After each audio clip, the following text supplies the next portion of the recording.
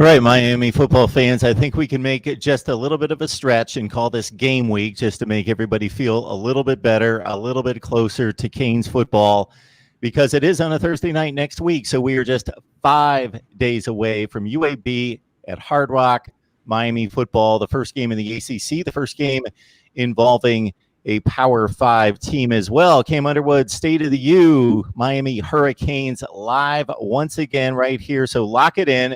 Subscribe to the channel, hit the bell for the notifications. That way you know when we're going live with Miami football talk, as well as the rest of college football. And also keep in mind that the live chat's right there for your comments, your questions, your debate topics, and, of course, the super chat's available as well. We will get all that posted as well as your comments. Cam, how you doing today? What's up? What's up? What's up? Shout out to Detroit, my homeboy Nick. I was on the phone with before we got on here. So if he's listening to that, good old WZUP, if you will. But no, man, I'm good. Everything. So yeah, just a couple of days from the opener. Ready to talk some Canes football. Got an actual game coming up. So yeah, we're here. It ran through my mind a few minutes ago as I opened up UAB's box score that some people would call this anal. I would not disagree with him. There was a time in my life in which I didn't quite feel easy or good about myself until I had looked at every Major League box score for the day. Mm-hmm. And now it's over the past several years, because of my love for college football, but also because what I'm trying to commit myself to here, I try to get through at least all the Power 5 box scores at the end of a late Saturday night or sometime on Sunday, and then even to delve into the group of 5 to try to keep up with that. Good luck there. Very nice. Refreshing drink. And I'm going with the nice standard vitamin water there, even though I'll save that comment because it would be no, the BAI. Do you know? Are you familiar with that drink? I don't. The BAI, yeah. Oh, BAI, yeah. Yes, I prefer that at 1 gram of sugar per serving or per bottle versus 22. And I used to drink the vitamin water like it was water itself, just constantly. And I switched over, but I couldn't find any of the other. Anyway, I don't think many people care about that. Anyway. Going through the box scores with UAB giving up quite a few points to Central Arkansas at 45-35, but we will examine that a little bit later. The focus is on Miami, and again, leave your comments in the comments section. A scrimmage again, the second one, and should be the final one. The third? Yeah. Number 3. Your thoughts, any information you're able to get out of that? I mean, yeah, Manny Diaz talked about it afterwards last night. The team did scrimmage at the stadium, so people who live in that South Broward, North Dade area saw the lights go on and everything. They're like, oh, hey, Canes are at the stadium, and like some of the staffers are like sending the eyeball emoji and everything. And I'm like, the coaches tweeted about it before the game, like Stephen Field, the tight ends coach, Ephraim Bonda, George Baez, who's in player development, they all tweeted about it. They put up, pictures. So we all knew that and everything. And it was a mock game kind of situation. So you had the Miami squad on one sideline, the Miami sideline. And then you had, the scout team who was, mocking UAB, or not mocking UAB, but they were pretending to be UAB, if you will, on the other sideline. The Miami team started down 24-0, which is standard that you'll do in a kind of controlled scrimmage like that to kind of prod things forward, but also, to see, okay, we're going to still do what we do, but there's also, the added thing of the score to try to change the dynamic, if you will, a little bit. First of all, Miami has a quarterback, 100%. I said it since he took his official visit, said it the instant that he committed to come here as a grad transfer, 5th-year senior. De'Aaron King is QB1. I mean, number 1 in your program, number 1 in your heart. That guy, he's good. I think I saw the stat line. 30 for 34, 336, and 6 touchdowns with 9 carries for 84. Hello.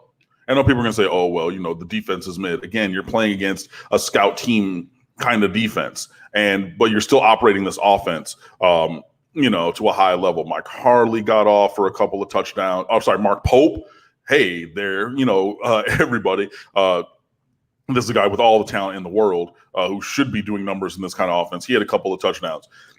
You had tight ends with touchdowns. You have Cam Harris with another receiving touchdown in the game. You had plenty of guys who, get up the field with, the number one defense. They're getting sacks. They're making plays. And just a variety of names and things like that that were listed as well. But, it seems like whichever team or the composition of the Miami squad, the team that's going to be the team that plays, if you will, that is starting to look like or seem like a team that Miami wants to have represent the University of Miami. And we've had these partial teams for years. When Al Golden was here, or when Randy Shannon was here, it was a defense, no offense, for the most part. When Al Golden was here, it was offense, no defense. When Mark Richt was here, it was more defense. I mean, yeah, it was basically defense with limited offense. I mean, there were times, Amon Richards was healthy and things like that, where the offense was okay, but it's mostly been an incomplete team.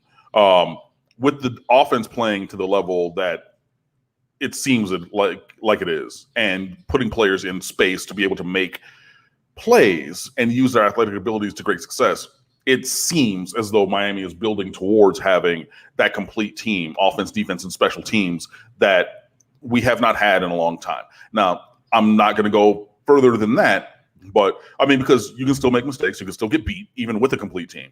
But that's the kind of team that can compete. That's the kind of team that can compete against anybody. You might not win all of them, but there shouldn't be any 58-0. You know what I mean? Yeah, so it was good to have what? Is that today?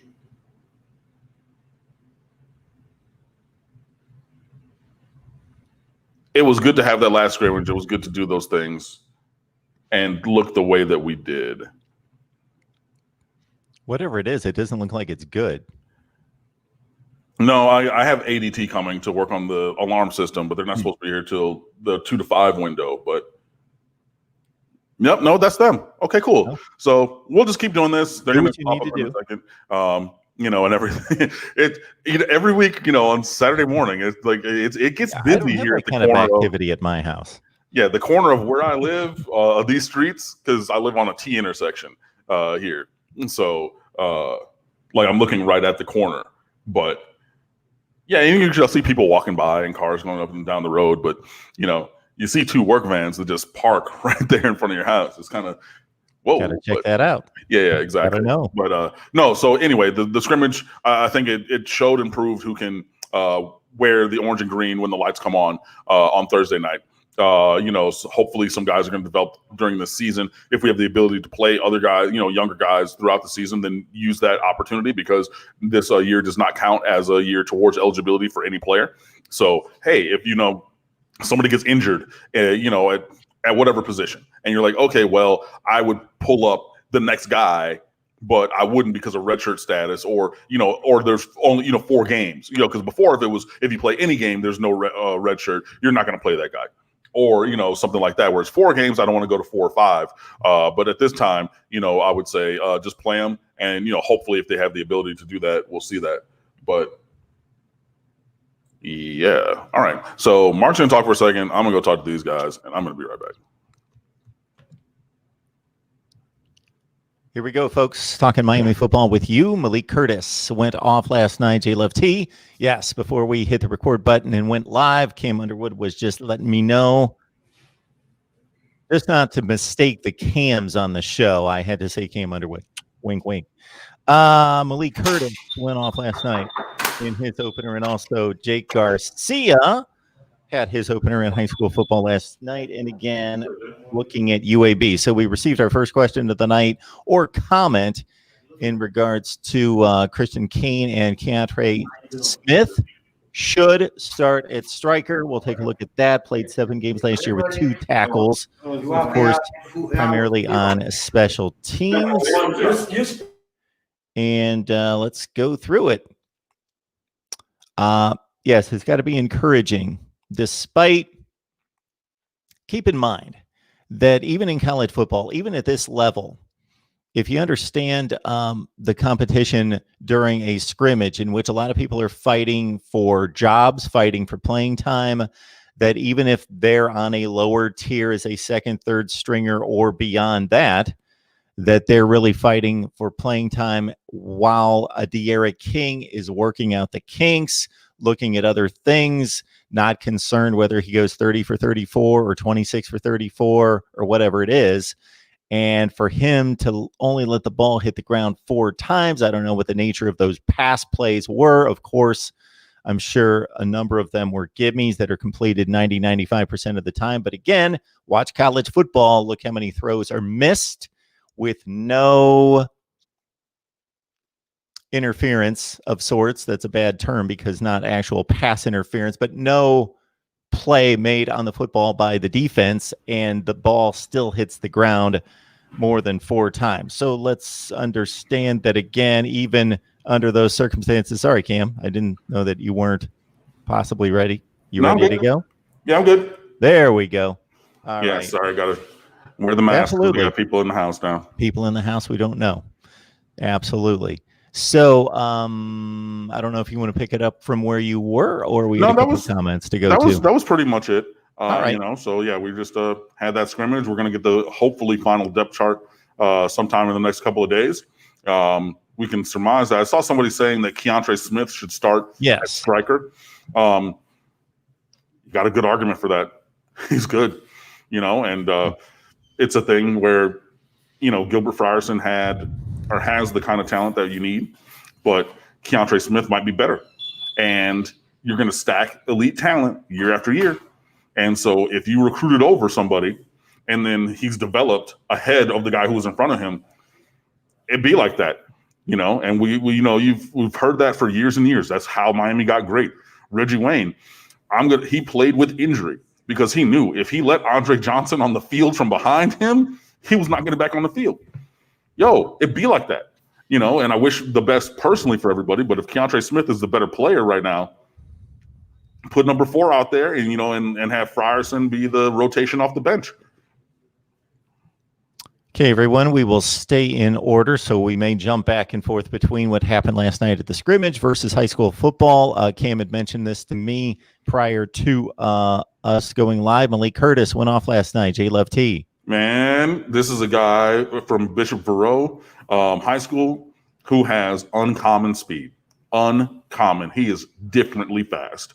And when he committed, I wrote it and said, I think he should play offense in this offense as opposed to playing defense. Now, you're going to have defenders with speed. I mean, if you think back into NFL history, you think like Darryl Green, who was running 4.28 at 40 years old. I mean, like literally, verifiably, like go look it up. I mean, sure, you're going to have defenders that you want to have guys with speed and everything, but like Malik Curtis on offense, he outruns the angle from fast guys, and he doesn't play like small time football.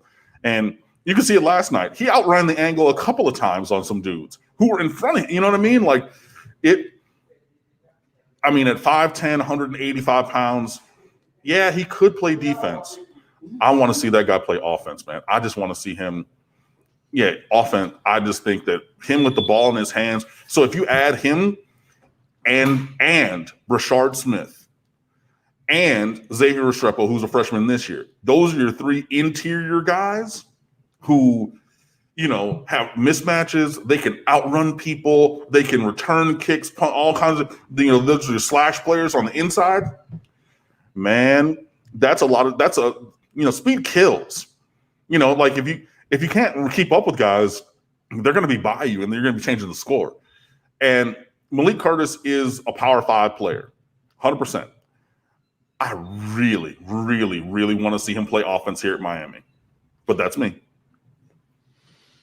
Yeah, coaching can only do so much. Great coaches can scheme it up and they can, put a Band-Aid on it. And sometimes you'll watch a game and you'll know one team should break loose and should cut loose at some point. But the other coaching staff and the preparation is just so good that they hang in and hang in and hang in. But, there's a lot of things you just can't do anything about. If you need me, you can get me.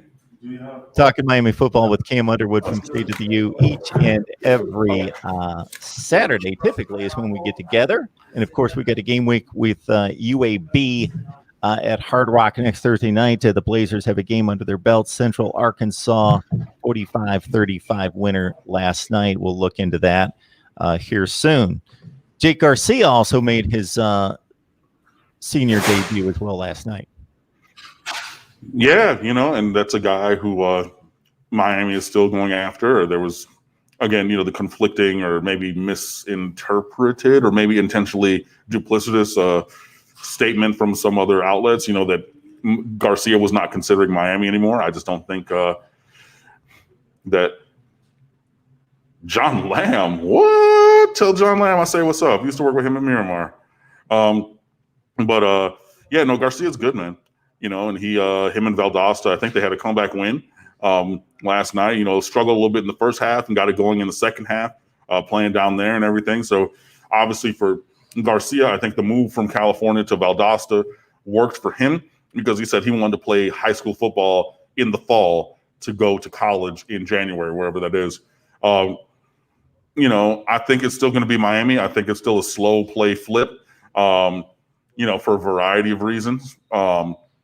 But I think that him being closer on the East Coast to Miami than in the West Coast next to or closer to USC, I think that works in our favor. Plus the fact, USC has Miller Moss, and who's a guy that Miami was looking at eventually, or in the past, I would say.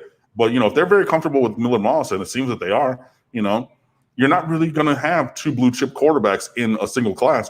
And look, it's hard to have two consecutive quarterbacks of high caliber stick around. If you remember at Clemson, they had Hunter Johnston, who was the number one quarterback in America 4 years ago, and he came to Clemson. And then you get a generational player in Trevor Lawrence as number one quarterback or number two, depending if you with Justin Fields, whichever way you want to go with that. The next year, and then Hunter Johnston left. You get a quarterback every year, stack elite talent on top. But I mean, it's tough to get two in a row, let alone two in the same class. So, yeah, I don't think that Garcia is going to SC for that reason. I think eventually it's going to probably be Miami, but on the in between, he's still showcasing why he's an All-American kind of caliber player at the high school level. And to the question, should we feel comfortable with the ones versus the threes in the scrimmage? I wouldn't say comfortable, but you're still starting to see proof of concept, I want to say.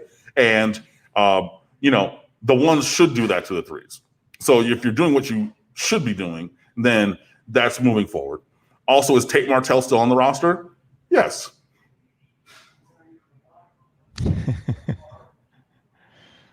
And he's number 3. He's maybe not even number 3.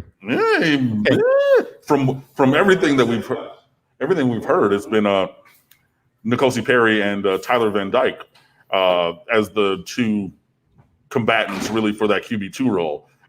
Notice Tate Martell's name was absent there, so you're talking 4? More likely than not, yeah. Well, certainly Van Dyke comes in highly touted, and based on my observations of Tate Martell throwing the ball, sure, he's a capable runner, more than a capable runner. Mm-hmm. He's almost an elite runner, if not, both at Ohio State in spring games, and then also just the glimpse here and there. I'm just talking about the ball coming out of his hands as a thrower. It's not pretty. Right. It obviously in high school was effective, so functional reform, but sometimes, there is that. So we'll see what happens in terms of that, but I don't think that he's going to be the backup or third string. It doesn't seem to me. And I saw somebody ask me, I don't forget if it was in the chat or if it was on Twitter, maybe is there going to come a time when the coaching staff talks to Tate Martell about, hey, maybe wide receiver or something else is a better fit? That time was last year, guys. Remember, he went to wide receiver and everything, and they literally had that conversation already. And then he obviously went back to quarterback and said, this is what I want to do. Hey, cool, but let's not say that the coaching staff didn't do what they needed to do or what we think that they should have done by having that conversation with Tate Martell. They already did that.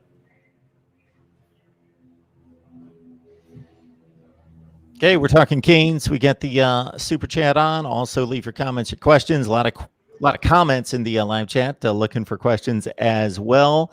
Yeah, I've not reviewed this UAB game. I don't know that there's a whole lot we can gather from that. They put up a lot of points. They gave up a lot of points. 45-35 game. Tyler Johnston's their starting quarterback and had been at least last year as well, because I just know that name. And he didn't have to put it up too much last night in the big win against Central Arkansas. But UAB, we talked about it last week.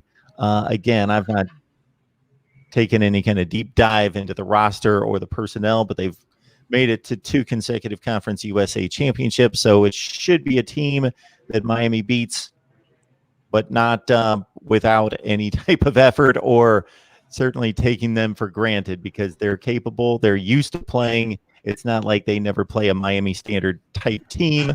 They load up their non-conference slate each year with a couple games like this. So they're used to being on the field with talent that's superior to theirs, and how to approach that. Yeah, and I mean, UAB, obviously they put up crooked numbers on offense. They're going to run the ball. They had, 3 running backs find the end zone. So it's not key on one person, but it's, maybe cutting down or trying to combat the scheme, that they're running and things like that. But that game wasn't as close as the score. Like Central Arkansas had 2 short touchdowns, and then they had a touchdown on defense. 2 short touchdown drives, like 6 yards and 15 yards or something like that, and then like a defensive touchdown. So then that takes you from 45-14 to 45-34 like that. You know what I mean? So it was still a mismatch. Like UAB showed well. Obviously, there were some errors that Miami can look to exploit, and that UAB is going to look to clean up in this next 5 days. This is one of the better mid-major teams, obviously, since I know that they did have that year off because of the Alabama state legislature. But, when they came back, Bill Clark has done a good job there. The quarterback, he's decent. Obviously, the coaching is good. They run good schemes. They try to put their guys in advantageous positions for them and things like that. But we respect all opponents and fear none. And I've always said that. And Miami should win this game. But Miami needs to come out early. And this is the thing that Miami has rarely done. Come out, hey, how about Miami go up 14-0 in the first quarter? You know what I mean? 17-3 in the second. I would love that. Miami's rarely done that. I mean, look, you got the 2017 Notre Dame game. You boat race them. Outside of that, it was the Orange Bowl against Wisconsin before the worst interception I've ever seen. And that turned the tide of that game because we were running them out of the gym, running them out of the barn, 14-0 with ease early on. But that turned the tide of that. But that was one where you started to have that kind of a thing, and that was in the first quarter.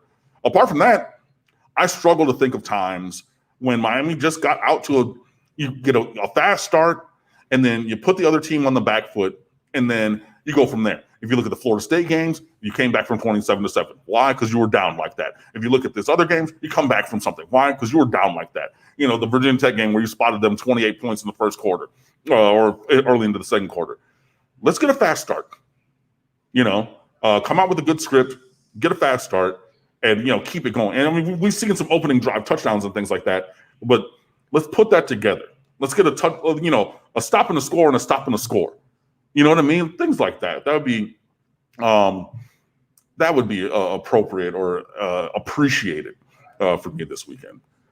So I'm going to give that a little bit of context here in just a second. In the meantime, we can take J Love T's comment directly, but also broaden it out to just kind of what the approach and the look is going to be at Hard Rock this season in regards to what stipulations have been placed on attendance. Are we at 0? Are we at a fraction of stadium capacity? Where do we stand? And J Love T asking specifically, what's up, Cam? Did you have any luck with ticket seating this year? I got kicked off my seat to the 220s. Yeah, I did not endeavor to get tickets. I'm not a season ticket holder and things like that. So I left that to other people. Obviously, the Golden Canes, those who donate more to the athletic department, they get first pick. And then it kind of trickle down to other season ticket holders. And then there's single game tickets, I think, that are available. In general, there are 13,000 seats available at games. and that's a fraction. I think that's like a quarter or less, a fifth of the stadium capacity. I saw a couple of people. Shout out to Sandra. She put it up there on Twitter. What the sections look like. So it's like half a row and then another half a row, but then you have a row in between you and the people 2 rows in front of you. So yeah, it's a fractional kind of a thing. For the number of tickets, obviously. No students allowed, or no student seating this year. So unless the students are going with family members who have purchased tickets, they won't have that ability. And yeah, there's, the mask requirements and the social distancing and, tailgating is at your state. Like there's no walking around during the tailgating, I believe. Like if you are tailgating, you have to tailgate at your car exclusively, things like that. So yeah, there have been, a variety of precautionary measures put forth from Hard Rock Stadium and the Miami Dolphins in conjunction, obviously, with the University of Miami for the games there and everything. So yeah, it's going to be a fractional number of fans, and they're going to be distanced, masked, and things like that as you move forward into the season. So hopefully those who do go have a great experience. There's also updated media policies and things, for press box access and things like that. There, certain kinds of press credentials they're not giving, and things like that. So it's going to look a little different on the sidelines, around the stadium, in the seating area, obviously, but it's going to be different because this is different, and this time and this year is different.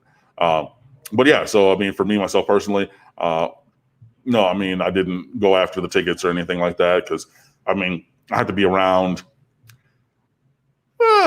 people. We'll just say people in general at the secret day job, which is not Jägermeister, although I do have a good friend who is in the leadership at Jägermeister, so that's why I have my Jägermeister mask. But that's not me. I'm just saying. So, yeah. But I do have to be around some people at work. But, I mean, even going to, 13,000 people, even in the stadium, I'm going to pass. I got a nice sized television. I have, I can, cook at the house. Or I can have food and drink here. Obviously, and things like that. But, yeah, I'm going to just personally eschew that opportunity for this season. But, hopefully Miami is still, obviously if you do all the operations well, then everybody will stay safe. And if Miami wins games along with that, then I would be very happy. Yeah, I would think that most of these institutions and the football programs and the stadium traffic flow would be set up in such a way that it wouldn't just be, okay, we can feed 100,000, we're going to go with 20,000, and then that's that, and it's the same game day experience. It's traffic flow. It's more about traffic flow and separating people. Yeah. But look at these games early on in the season, and the only one I really checked out extensively was Southern Miss and South Alabama. It appeared as though, I know that they had limited the capacity to some degree. I don't know what Southern Miss typically does. I've got a pretty good estimate that they're usually in the 75-80% capacity. They're not, just packed with fans every game, but they come close to filling that place up because I've been there and I've covered them from a distance to a certain extent for 6 or 7 years. But anyway, they had what looked to be like 5,000 to 10,000 people in the stands, but there didn't seem to be any restriction on where people were sitting. They seemed to be sitting together. Right. And you're still going to have groups of people together. If you and your family or you and a couple of friends, you're going to have some people together and everything, but it's that close contact for extended periods of time and things like that. And especially I'm wearing my mask now because, with all due respect, I don't know these guys, and they're wearing their masks and, I'm keeping them safe and they're keeping me safe by wearing their masks apart from each other. And you're going to have that. So, they're going to be, I think it's going to look a little bit like that Southern Miss. We're going to have kind of clumps of 3, 5, and they're going to be spread out, obviously. But yeah, I think that's what it's going to look like. But yeah, something like that.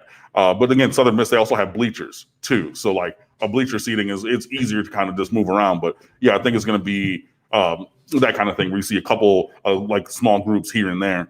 All over the place. And to J-Love T's question about, or to his situation, obviously, about being kicked out of his seats to a different area and things like that, I hear you.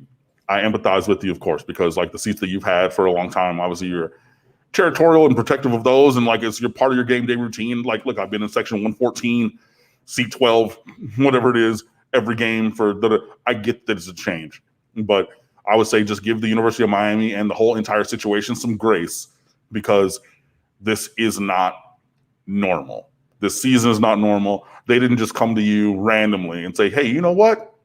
We're going to change your seats. We're going to take those into it wasn't like that, and I get that it doesn't make it feel any better, but I hope that the context and like everything, because we're all living in the same situation, it's not standard. So don't take it personally, because I don't think it was a personal decision, as opposed to just a trickle-down effect of like this updated policy because of this, coronavirus situation. 122 on the line for Miami Hurricanes talk each and every week. And so our one directive for you would be not just to like the video, but also get out there on social media, let people know that we're here each and every week, and direct everyone to Cam's Underwood Sports Twitter page, State of the U as well. And of course, lock it in here at Mark Rogers TV, the voice of college football, specifically for Miami talk, but also if you love college football overall. Ronan Jones, thank you so much for the super chat contribution. It is much appreciated, sir. We appreciate you jumping in the live chat each and every time. Just to give some context to UAB's, the expectation that we should have for Miami and for UAB. And of course, each season, each team is different, but at the same time, Miami level football in the Power Five, wanting to be and hoping to be and having the expectations that they should be a contender in their conference, versus what UAB's been, which has been what Cam has stated to be a very high level group of 5 team, although maybe a notch down from the American Conference and some of the real heavyweights like UCF and Boise State, but still quality. Okay, this is what they've done with like opponents in recent years. So UAB in 2019, a team that went to the conference championship game, lost by 2 touchdowns to App State in a bowl game. So that's about where they are. They played Tennessee on the road, of course. They lost 30-7. Tennessee was decent. They were fringe top 25. They finished 8-5. They won a bowl game over Indiana. They lose that game 30-7. And again, when we spit out scores, we don't know. I didn't see these games with UAB, but we don't have the context of the game, but we do have a final score here. The season before, they won Conference USA, won a bowl game, finished 11-3. They lost to, where is it? I believe Texas A&M 41-20. A Texas A&M team, Jimbo Fisher's first season, that went 9-4 and was a top 15 team, lost to him 41-20. If I remember correctly, it was a pretty competitive game. Year before that was 2017. That was their first year back. They did go 8-5 and go to a bowl game. They lost to a 4-7 Florida team, but obviously it's Florida. They're still really talented, even though they were a mess that year at 4-7. They lost 36-7. 2015 and 16, they didn't compete, so anything prior to that's not necessarily too relevant. But just to give you a gauge, stay within 2 to 3, 4 touchdowns. It depends on the situation against those teams. Right. I mean, 2 touchdowns can be close. You have one touchdown until the end, and then you get a second touchdown. 3 touchdowns can be close, as well.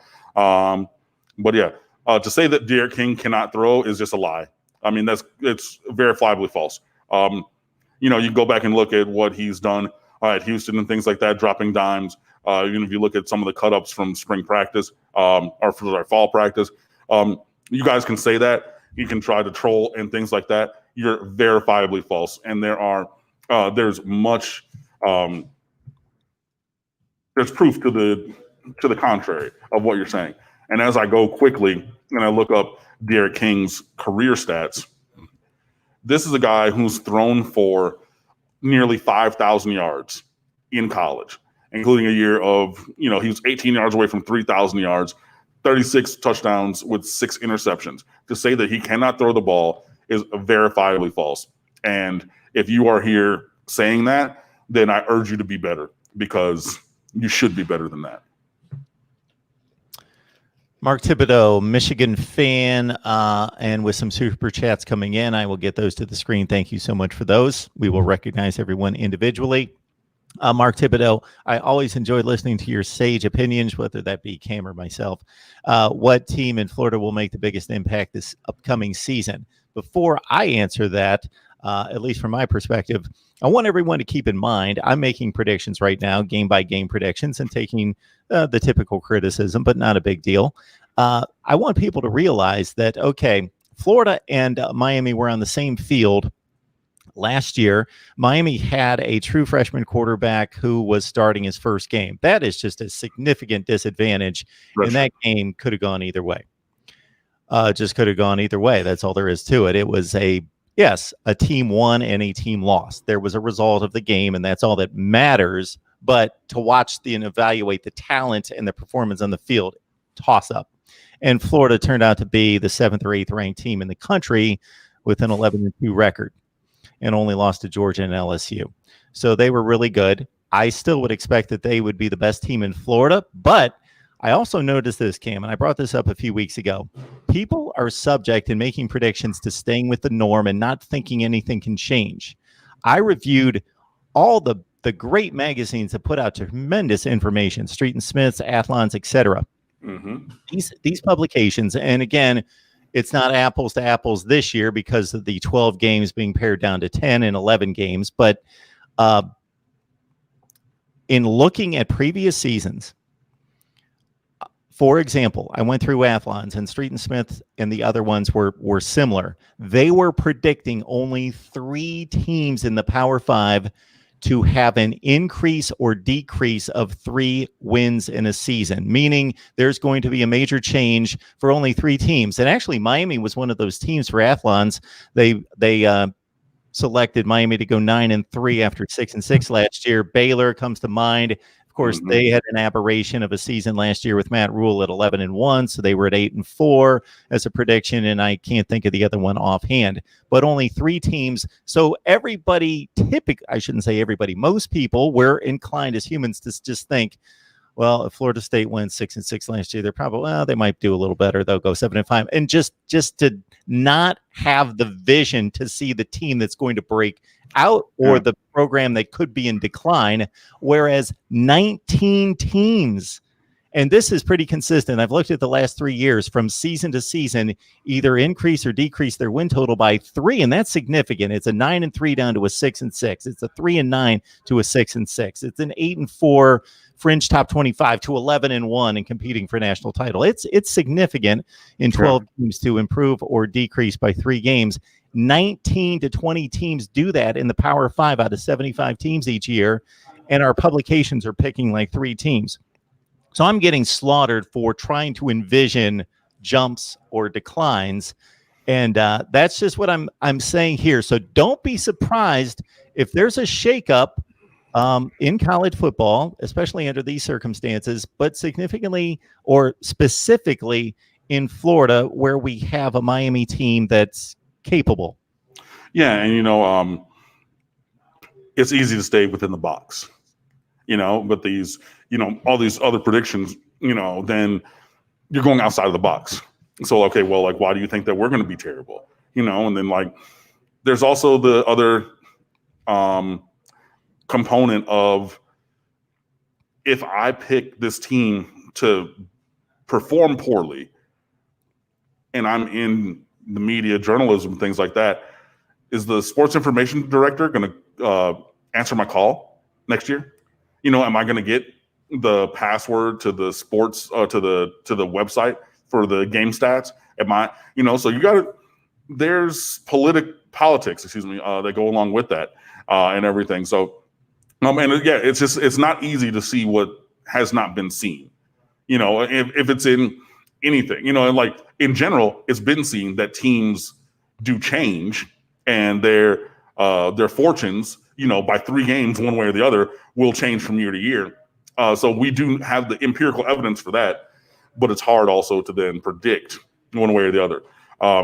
Thank you for the compliment about my voice. I hear it all the time, obviously, because I've had this voice since literally the summer before I was in 5th grade. But I think that you still get the experience with my masks, but I just prioritize my health and safety, and that's why I'm wearing the mask when I have other people at the house.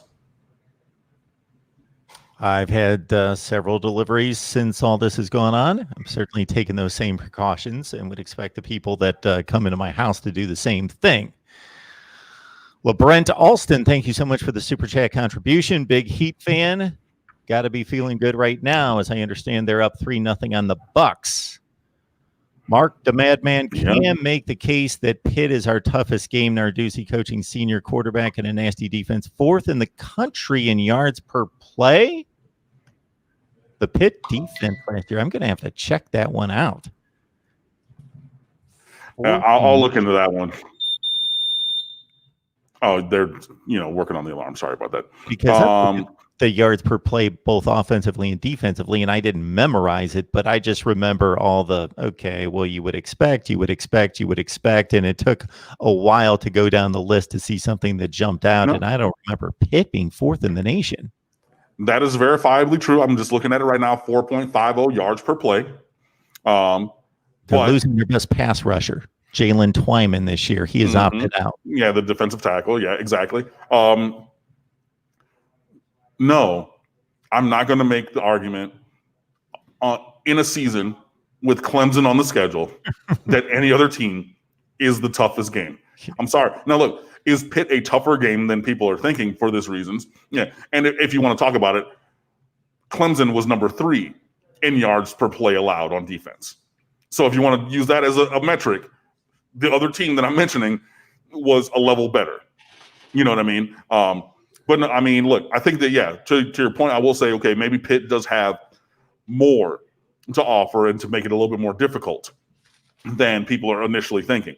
But no, I'm not going to say that they're the toughest game on the schedule in the season with Clemson on the schedule. I am not going to do that.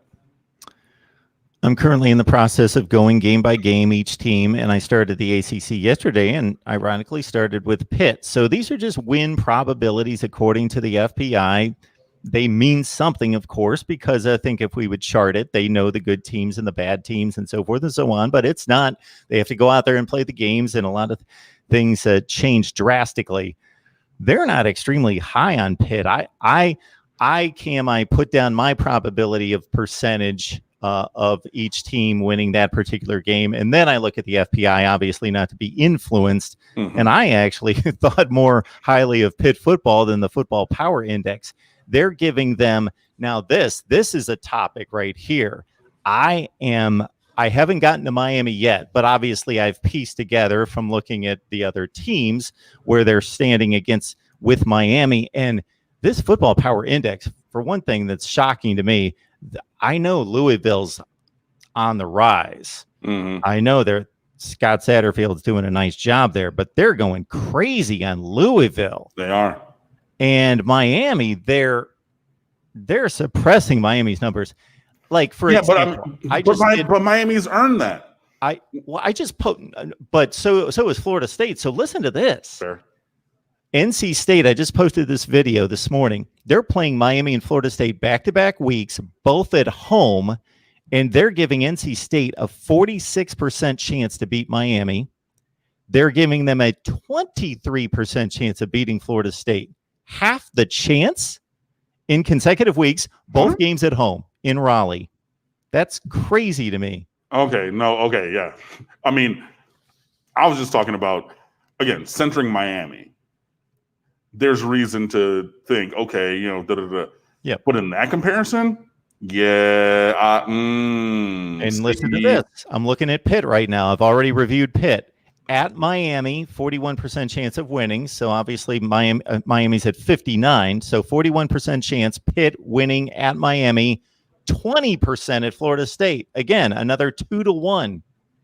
Yeah. Okay. That's crazy. Right. No, that again, in a vacuum, if we're talking about having a lower confidence number in Miami than one would think, that by itself is one thing. Yeah.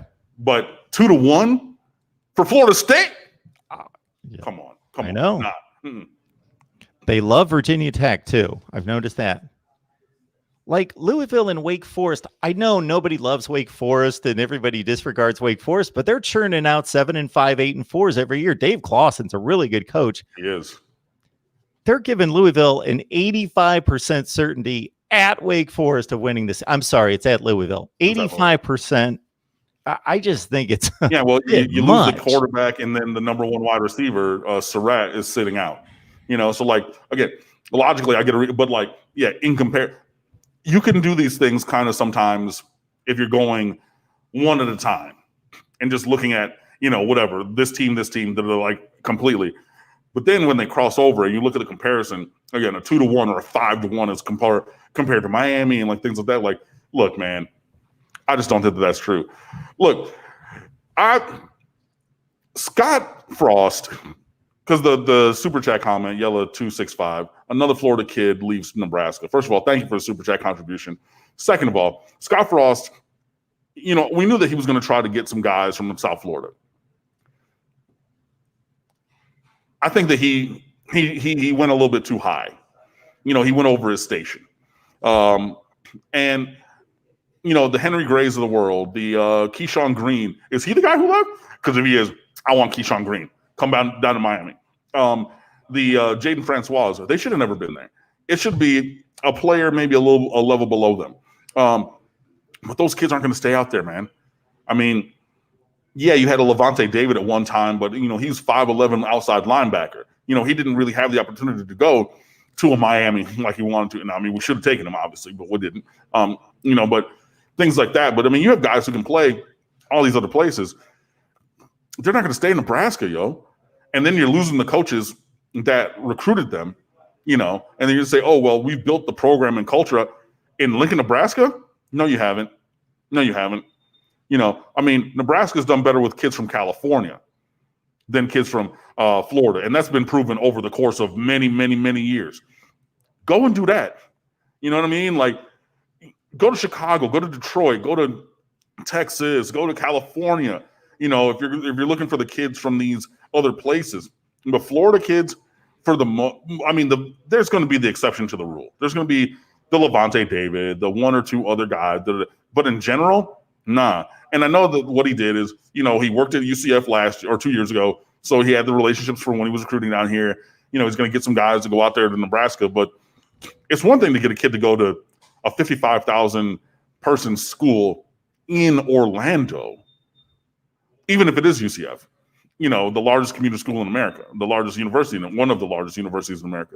It's different to do that and have everything that you have in the greater Orlando area on campus around than Lincoln, Nebraska, with all due respect. And it's just, and especially because when you remove the coaches who recruited them, all we got is each other. You just have the other couple, and not even on the team, the Florida guys on the team, and then boom, Henry Gray, been gone. Jaden Francois, been gone. So now if you had three guys who went out there and the plug was, okay, the coach who recruited y'all is gone, but y'all got each other, y'all can vibe. The other two done already dipped. So now you looking around like Will Smith at the end of the Fresh Prince in the house by yourself. Like, you know what I mean? And like, could you go somewhere else? Could you make friends? I did. I moved from Detroit down to Miami. But it wasn't, I didn't come down under the guise of me and the homeboy Nick and Chris and Mike and James, and then all of a sudden it's me by myself. And football players aren't really students, because they want you in the facility so much, you work so much over there in athletics, and then you don't have the normal college experience. You're not even doing what I did because you don't have the ability to do it. Around campus, doing all these different things, clubs, activities, meet people, all that kind of stuff. So you're insulated, and now you're insulated in a spot by yourself. A lot of us said that these Florida kids were not going to stick out there in Nebraska, and we've been proven true already. So again, Scott Frost, the game plan's already there.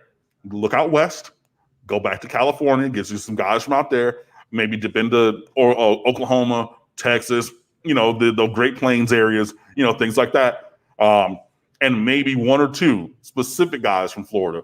But, basing so many scholarships in one class from guys from Florida to Nebraska is just unsustainable. And it's what I've talked about with Miami at a time in recruiting, and definitely with Florida State, playing these away games. If you're basing everything exterior, it's tough. You got to stay local. You got to stay regional as the foundation and go sprinkle in, some from other places. But you start playing all these away games in recruiting, and these kind of things happen. The state of Colorado is not deep in talent, but usually the top 3 to 5 players are really good, and Nebraska's been successful going there as well for obvious reasons. It's right there, and when Nebraska's on its game, it's considered it's the best football factory in thousands of miles, taking Iowa into consideration to a certain extent, and obviously Wisconsin in recent years, and well, I call it recent years, in the last 20-some years, has been the best program in that part of the country. To your point, it's more complex than this, but the two components that come to mind when talking about that culture shock potential to me is weather and feel, vibe, pop, things to do, activity, population, all that. So Columbus, Ohio is not necessarily a metropolitan place that's got all the vibe of Miami or LA, but much more so than Lincoln, Nebraska. It's like a top 25 to 30 population place when thinking about, obviously, I was making the connection. Obviously, Ohio State has done extremely well going to South Florida or anywhere in Florida and grabbing top players, but that's kind of a different deal. And they've almost made themselves different than anybody in the North to a certain extent, although Penn State, Notre Dame, Michigan, obviously grabbing tremendous talent. So who we might be talking about, we've got Keandre Grimes just committed 2 weeks ago from Palmetto Ridge, Naples, Florida, 37th rated athlete in the nation. Oh, well, maybe. I mean, hey, yeah, it's just not sustainable for them. I just don't think that it is. Patrick Payton, and I'm looking at the 2021 class. Patrick Payton committed out of Northwestern, outside linebacker, 27th rated outside linebacker in the nation, committed about a year and a half ago. Those are the two Florida kids that are fairly highly rated. So, yeah, Nebraska's all over the place for these kids, and they have to be. Yellow265, thank you so much, as Cam noted, for the Super Chat contribution. Terry King, you as well. Cam, can the Canes win 10 games this year? They're playing 11, of course. If they do, they will dominate South Florida recruiting for the next few years. Terry, thank you so much. Can, yes. Will, I'm still going to predict no as of right now. Maybe 10 with a bowl, but, I mean, that's pretty close to peak optimization for this program.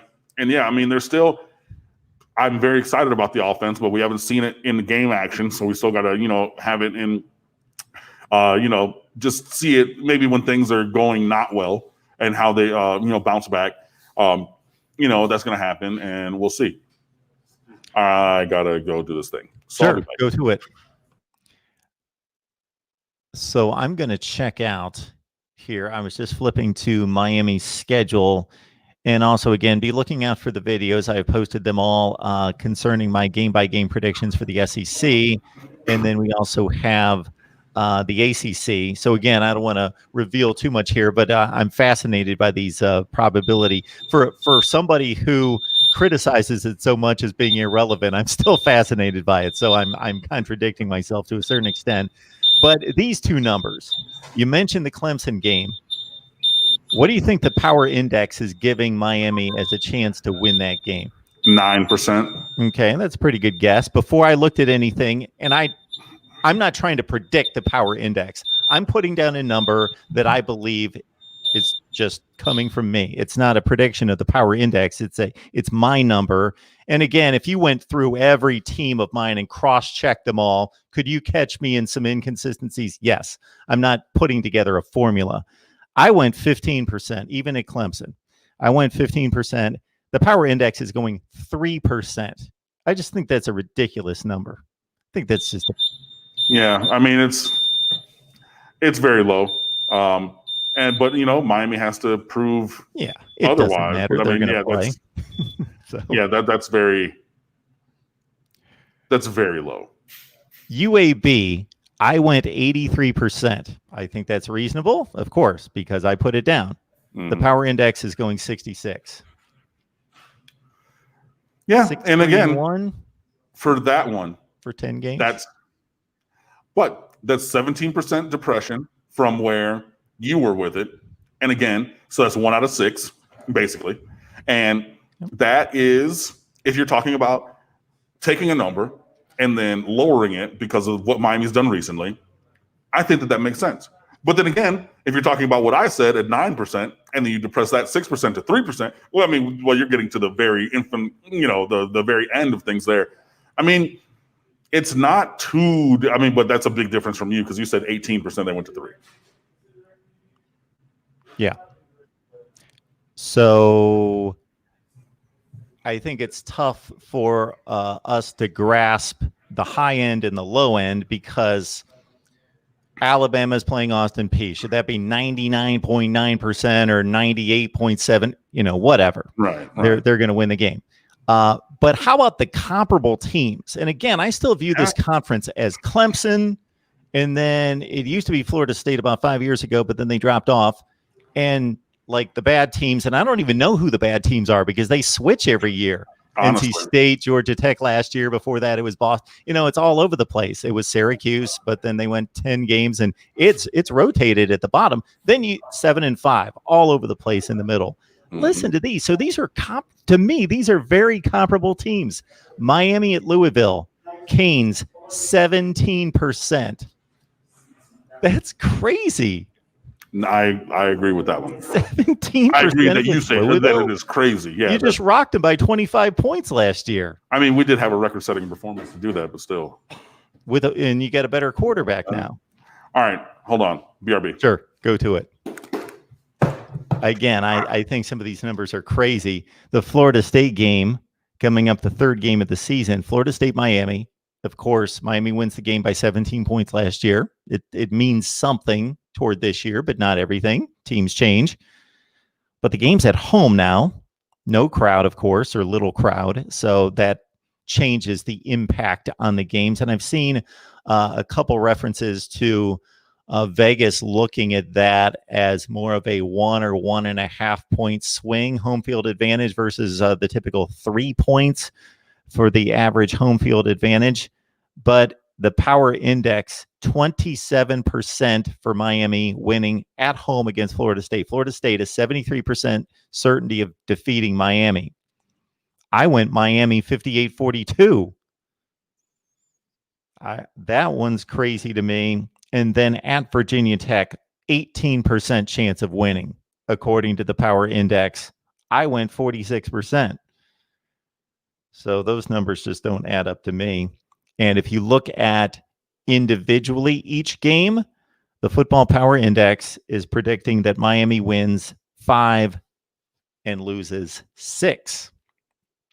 All right. Thank you so much for the Super Chat contributions. I will get them to the screen. Keep in mind that at times this jumps all over the place on me, and it's difficult to find them because I'm not looking at the same thing that you are. Chuck C., thank you so much. There is another one that unfortunately passed me by, so keep in mind as I try to rotate these and get the comments to the screen. The application that I have that allows me to do that shifts, and I lose at a certain point the ability to go back, and I think I missed one. So my apologies to somebody who posted a green Super Chat contribution that I don't believe I can go back and grab. Chuck C., again, thank you so much for the contribution to what we do here each and every week with Sam Underwood from State of the U. And with Miami football only days away, jump to the State of the U because you got to get prepped, know the personnel, know the approach, know the opponent with a veteran starting quarterback. 2 Browns, if you want to, what's that ad that used to be? No, something about Brown. UPS, what can Brown do for you? Yes, ad. Something about Brown. I can't think of it.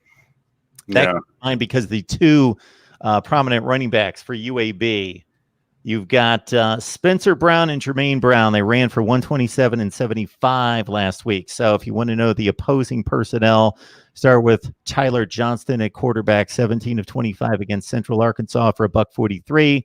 Obviously didn't need to do a whole lot. 2 touchdowns, 1 pick. I don't know why the backup, Bryson Lucero, had to come in and throw 9 passes, completed 70, 83 yards and a touchdown in a 10-point game. But as Cam noted, it was a route at about 30 points at one point. So maybe they brought in the backup because of that. And again, 233 yards on the ground. Mm-hmm. Miami at Virginia Tech, Cam. Yeah, I mean, so we have UAB.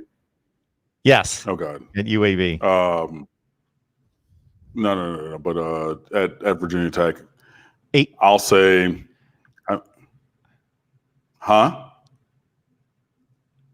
Yeah, I was about to spit it out, but I want to hear your projection first. 21. I went 46. I think they're extremely comparable teams. That's my projection. Obviously, Virginia Tech's at home. Tough place to play. No fans or few fans. And I was just talking about, I'd seen some estimations that Vegas is backing off that 3-point swing that is typical on the line, home and road, to like 1.5, something in that range. Okay. So I go Miami 46. The power index 18 at Virginia Tech. 18. I don't agree with it. I just think that that's what they would pick. That's crazy. It is. It is crazy to me. Okay. Good thing it doesn't matter.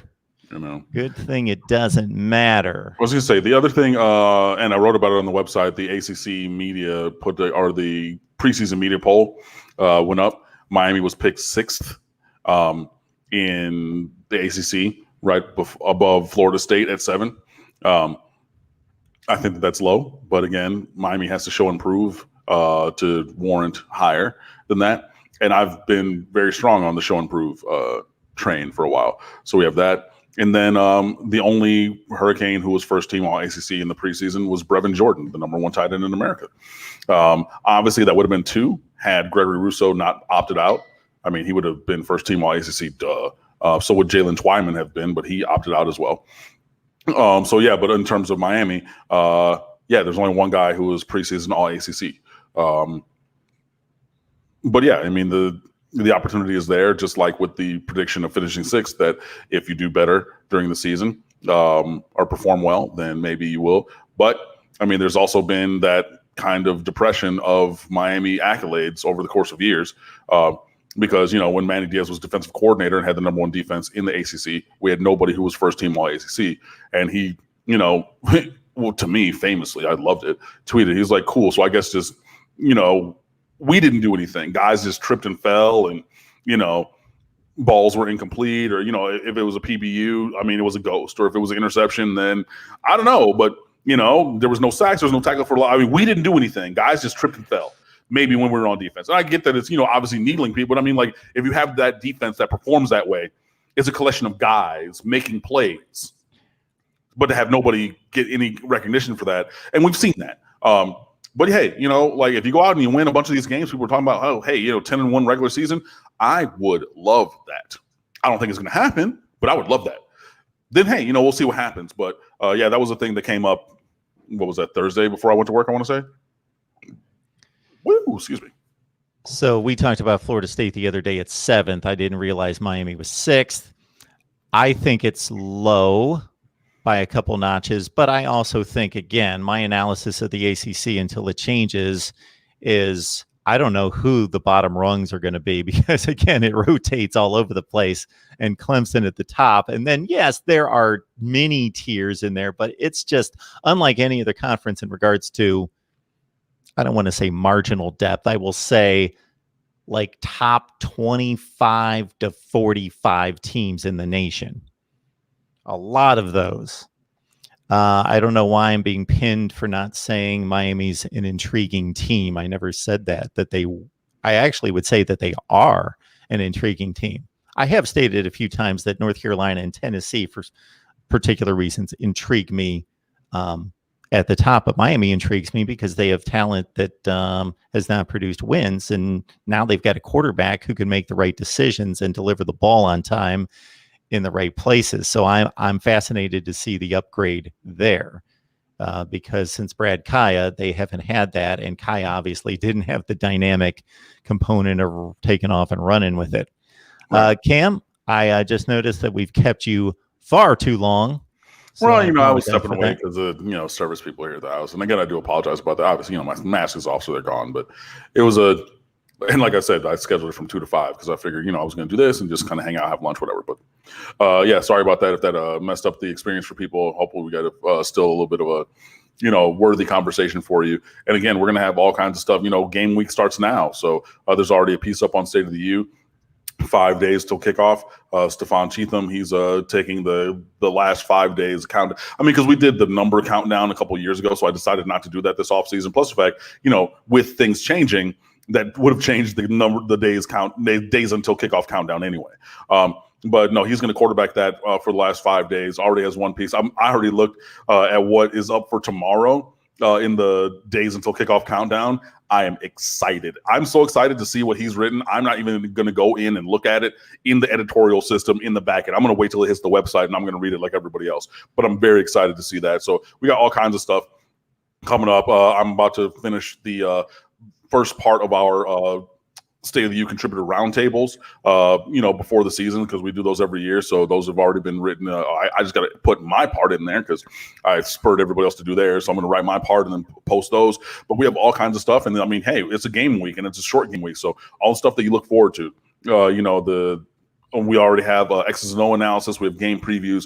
We're going to have obviously a week of game preview, how to watch, 3 stars after the game, the good, the bad, and the ugly. Yeah, we're bringing that back because that's our biggest piece every week, and y'all love the grades and everything. So we have all of that, but we're full throttle ahead with just the in-season coverage over at stateoftheu.com, and I hope that you guys come over and fan with us. We have a great group. We just added 2 more new guys to the group. Luke Brenson's, who he has an IG account about the Canes. A very passionate young man. So he's going to join our group also. And then my good friend, Andrew Forelli, who's been around for a long time in the world of high school athletics down here. He just graduated from Florida State. I mean, I guess whatever. But no, he's a dynamic content producer also. So he's going to join our group of voices. And I really think that we have a strong group. We always do. I know that, running State of the U is almost like running a college football program because we do have, I think, 21 people who have gone on to other jobs in the world. Most of them have been in the world of media. Some have just, got promotions in their other secret day jobs like myself.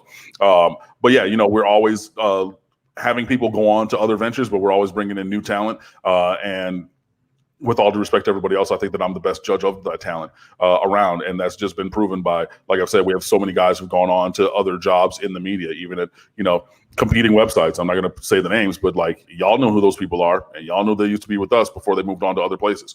So yeah, I say that very seriously. I am very proud of what we have and have built over at State of the U. I've been with the website for almost a decade now, which is kind of crazy to think. This is going to be my 15, 16, 17, 18, 19. This is going to be my 6th season as managing editor. I was co-managing editor for 1 season before that. So everything that we do and everything that we build, first of all, thank you guys for supporting us. But we've been authentic in ourselves and about this program moving all the way through. And I look forward to doing that and bringing you guys hopefully content that you enjoy there. So please come fan with us. The website is stateoftheu.com, Instagram, Twitter, and Facebook at The State of the U.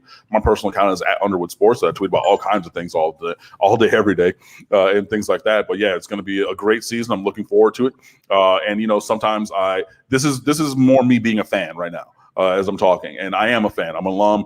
This is I don't know if you can see it, but La Fuerza, this is the student section shirt that we got my freshman year in college that I take great pride to take care of and things like that. It's not threadbare or anything. I rarely wear it, but literally it was being handed out at the Old Orange Bowl before the season opener that year. And I still have it, and yes, it still fits because it was very, very large for me then. And now, as I've gotten larger, it still fits, but whatever. But yeah, I don't want you guys to think that just because I am more analytical and pragmatic that I don't have that same burning passion for the University of Miami that you or anybody else does. I'm as much as, if not more than, the fan that most people are. I'm very I'm very fiery. I'm very passionate about it, and I care, which is why I've done these things. And even, sometimes that passion is come back to bite me in the butt, and sometimes I say some things that are maybe, or I have said in the past, some things that are a little insensitive or could have chosen my words better, if you will. But no, like, I bleed orange and green. I went to the University of Miami, graduating class of 2004, from the Philip and Patricia Frost School of Music.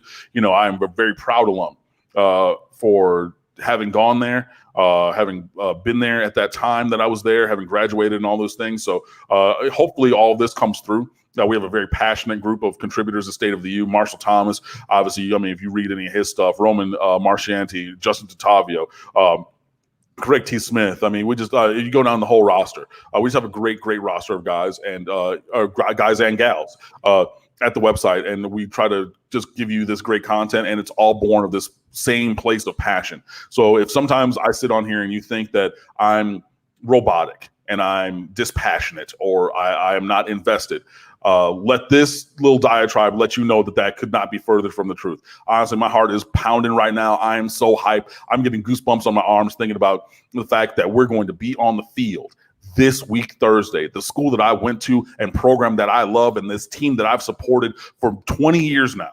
And I know, again, I wasn't born into this. I'm from Detroit. Yeah, everybody knows that. I wasn't born into this. But it's the moment I stepped foot on campus, the day after I turned 19 years old, I've been a Hurricane, 100%. And that team and that program gets to come on the field now, and I get to see them play. I get to see De'Aaron King with my own two eyes put a show on like he did last night at Hard Rock. I'm excited about that. I'm very excited about that. So, yeah, I am an analytical person sometimes, and we discuss some things, and I try to be thoughtful about it, but I am also incredibly passionate, and I hope that you see that. I hope that you hear that, and I know that comes through on the website. So like I've said a couple of times already, stateoftheu.com. We're number one. That's where you want to go for all your Hurricanes content. So come on over and fan with us while we hit into the season. Just a couple of things. One of the reasons I tout Cam so much is because I think he's an amazing guy personally, but also professionally. I think it's a rare combination of the passion, the knowledge, the insight, the ability to tell a story, all of it put together, the voice, all of it to put together and deliver Miami football content.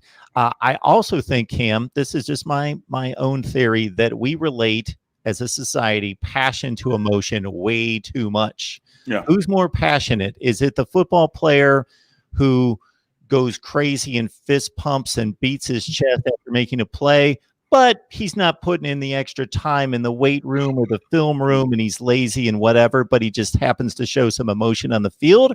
Or is it the guy that grinds and grinds and grinds and works and works and works? Or at the particular job, is it the guy who gets on YouTube and rants and raves and screams and yells and da-da-da-da? Or is it the guy that's putting in the work to try to build a channel and do it the right way and so forth and so on? Yeah. Who's more passionate? Right. And passion is born in different ways too. It's displayed in different ways. For everybody who watches all of the scrimmage highlights, who's gone through and looked at every stat, and they've gone back and they've rewatched this game and every interview and every website. And honestly, I know what our contributor or what our competition is doing because I read all of their websites. I read incessantly all the time, and hey, I'm not a full-time credential media member. We do have credentials and things like that. But, from the beat writers who are there every day, the Miami Herald, the Sun Sentinel, the Athletic, I'm reading them 100%. You think that I'm not? Are you kidding me? What? It's more insight about the program, and I talk to who I talk to, and I know what I know, and I see what I see. But if there's additional depth and, viewpoints that I can get, why would I not? And I don't talk about that every time. Okay, well, I clicked on a Manny Navarro link, or I clicked on this Chris Perkins link, or I clicked on a Susan Miller-Dington, or a Barry Jackson, or I can rattle you off all the names because I know them because I follow them and I read all that stuff, because I'm passionate about the University of Miami. I don't sit here and say, okay, well, today what I'm going to do for this next 35 minutes is I'm going to read the last 5 articles that I've seen from, But that is my passion for this program in action. You know what I mean? So, yeah, it could be that. Because trust, I can turn the volume up to 12. All my neighbors are going to hear me. When I look, there was, I'm not going to get into details, but there was a famous moment where somebody came, it was a contentious moment, if we will, with a former coworker when I was at Miramar High School. And I got very loud not at that person, but in the aftermath of that. because I kept my emotions together during that confrontation, but afterwards, turned the volume up to 12, as it were. And there were people coming from other classrooms and other parts of the building who heard me through the walls, literally. This is not hyperbole. I'm thinking of where I was standing and where these people are coming from, who literally heard my voice through the walls. Yo, I can do that.